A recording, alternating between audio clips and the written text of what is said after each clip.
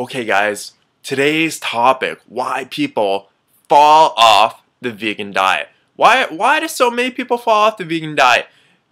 Over the past year and a half, I have followed a high-carb vegan diet. You know, I've cycled my bike through Vietnam, Cambodia, Thailand, completely vegan. I just actually finished riding my bike Brisbane to Adelaide through Sydney, Melbourne, and the Great Ocean Road, 3,100 kilometers, completely vegan. But why do some people just have such a hard time following a vegan diet? Why are they falling off the wagon? You know, just in the past week, a couple of, I'll say somewhat prominent figures within the healthy kind of vegan movement have gone back to eating animal products.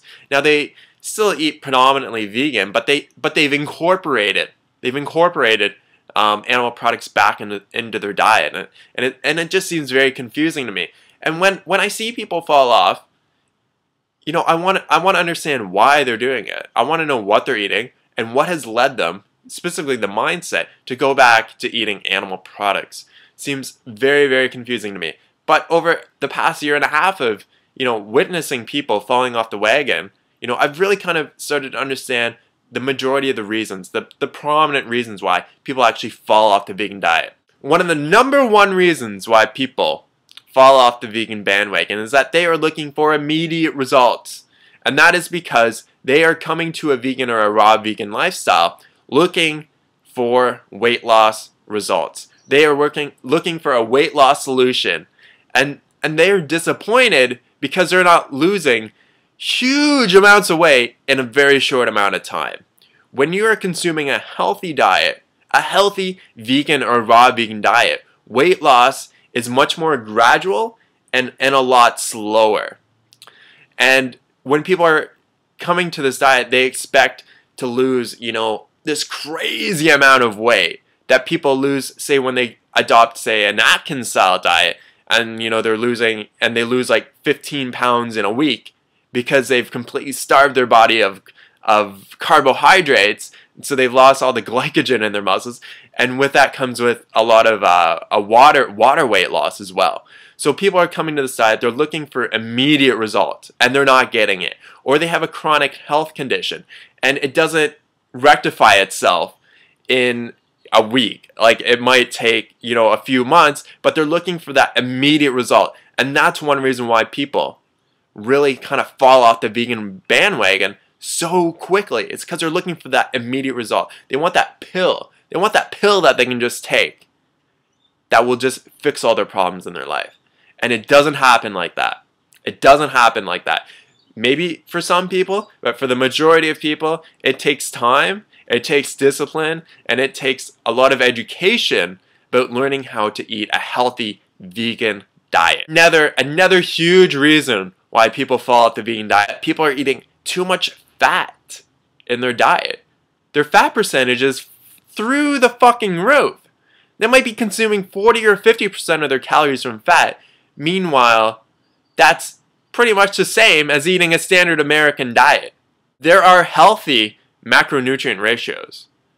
The most prominent one within the raw vegan community is 80-10-10.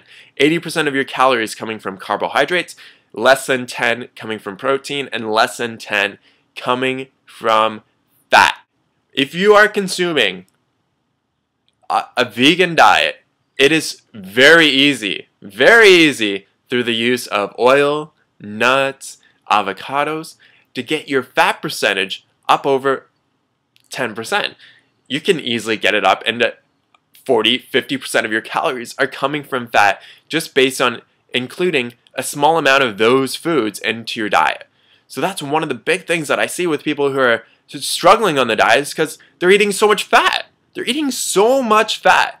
And the fat you eat is the fat you wear. It is unhealthy for your body to consume excess amounts of dietary fat. So what do I recommend?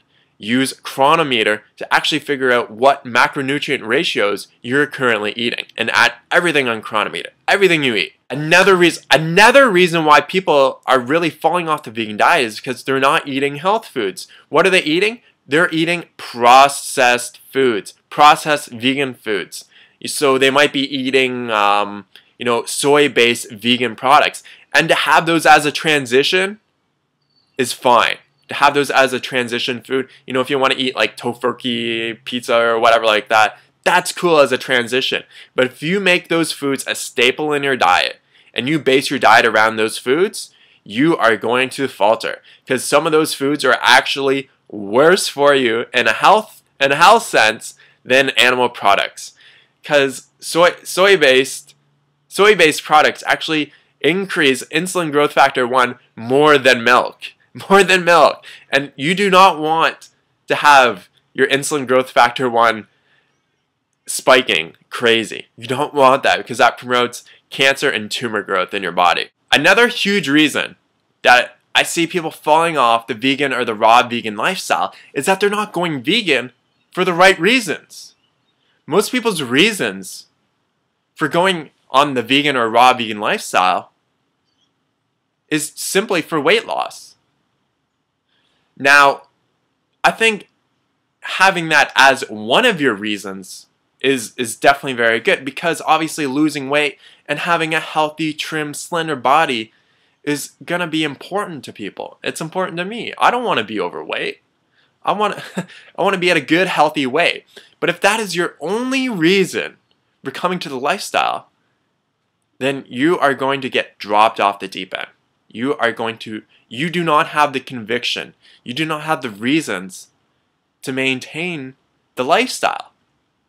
It is a tough world out there, and people are going to judge you. People are going to, question you quite a bit if you're willing to step out from the masses, right? To step out from the status quo. People are going to question you, and you need to have the conviction, and you need to have the reasons why you are doing this lifestyle. And it just can't be for weight loss. You need to start to educate yourself on the health reasons, on the ethical reasons, on the environmental reasons for adopting a plant-based vegan diet. It is said that you become like the 5 people that you hang around most with your time in life. So if you're constantly hanging around unhealthy, apathetic people who couldn't give a shit about what they eat, and you're looking to adopt a vegan, healthy, diet, it's gonna be that much tougher. It's like trying to swim across a lake and you're putting like 20-pound weights on your body. It's just making it that much more difficult for you to do it. So what you want to do is you want to start to surround yourself with healthy people who are eating the same way that you want to eat, that are eating a healthy vegan or raw vegan diet. That is what you want to do.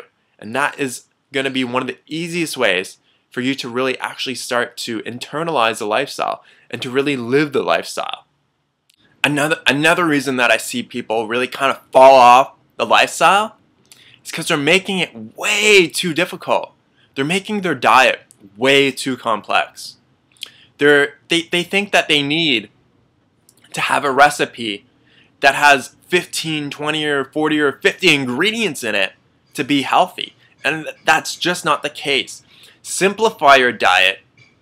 Simplify your diet. My favorite meal is a banana smoothie. Maybe banana date smoothie. Maybe a banana smoothie with a little bit of cinnamon in it. That is like my favorite meal. And it's just 1, 2, or 3 ingredients. You don't need to have these freaking monstrosity of recipes that has like 40 or 50 ingredients in it. Typically, it's more unhealthy for you to have more ingredients in it. So simplify your diet. Make it simple, simple, simple. Simplify. Another reason, another huge reason why, and this is the one that gives me the double facepalm. No, is people are not taking advice from people getting the results that they want. Me personally, I take advice from people who have been living this lifestyle, the vegan or raw vegan lifestyle, for a minimum of 5 years. 10 years is better for me. So I'm looking at guys like Durian Rider, guys like Dr. John McDougall, guys like Doug Graham, who have been living the lifestyle, Duran Rider, over 10 years, John McDougall, 30 years, Doug Graham, 30 years. Those are the guys that I take advice from, not some guy who read a green smoothie book and is now an authority on green smoothies, who's been living the lifestyle for 3 days. I don't take advice from people like that. I take advice from people who have lived the lifestyle for a long time and are getting the results that I want too. That makes perfect sense. But people are not taking advice from people getting the results that they want, and that is where you're going to falter as well. Another huge reason, is people are not taking care of their body in other ways. So yes, eating a healthy diet is really important, but there's factors for health. There's so many different factors for health.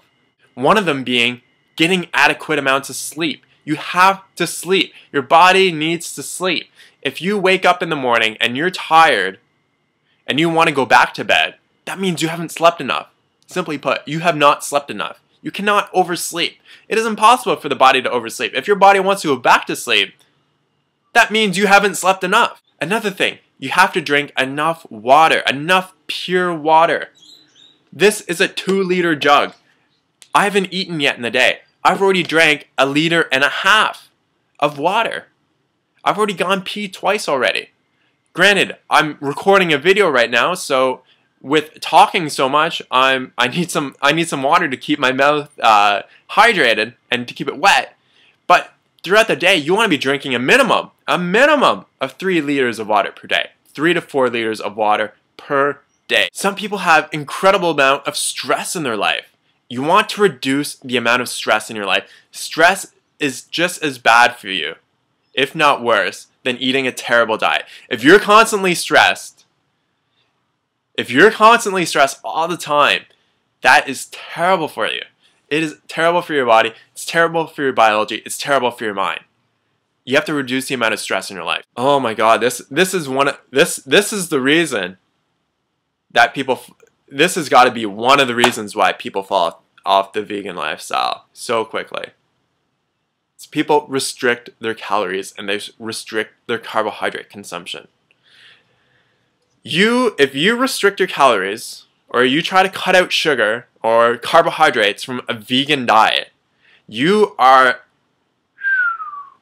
going to be binging, you're going to be depressed, you're going to be anxious, you're going to be putting your body into ketosis, which is a state of sickness for your body, and you don't want to be doing that. You have to eat as many carbohydrates as that you need. And how many do you need? It's going to depend on basically how much body weight you have at that current time and your activity level. But I never restrict my carbohydrate consumption. Never. I don't restrict my calories. I do not restrict my carbohydrates. And people are like, well, you know, you're really thin, you do a lot of exercise. The reason why I can do exercise is because I don't restrict my carbohydrate consumption. It's not the other way around. It's not because I do exercise, I can eat as many carbs as I want. It's because I don't restrict my carbs, and I always have fuel in my tank.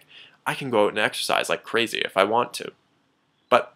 But even on days that I sit around playing on the computer, doing nothing all day physically, I never restrict my carbohydrates. Never restrict your carbohydrates. Never restrict your calories on a vegan lifestyle. If you're eating a low-fat, high-carb, low-protein vegan diet, raw vegan diet, never restrict your calories. Never, or else you're going to fall off the deep end like everyone else does because they think that if they want to lose weight, they have to restrict their calories. And that is not the case. Okay, guys, I've laid it out for you. So if you're new to the vegan lifestyle or you're getting interested in the vegan lifestyle, I've basically compiled all the reasons why people fall off. So if you have any kind of inclination to actually want to do this long term or for the rest of your life, these are the reasons why people fall off the vegan lifestyle. Take it from me, people who are witnessing people falling off the bandwagon on almost a daily basis, and it can be condensed into these reasons. It's very, very simple why people are falling off the vegan lifestyle. Awesome. Thanks so much, guys. Thanks for watching. Have a great day. Peace out. Remember, go vegan, baby. Go vegan.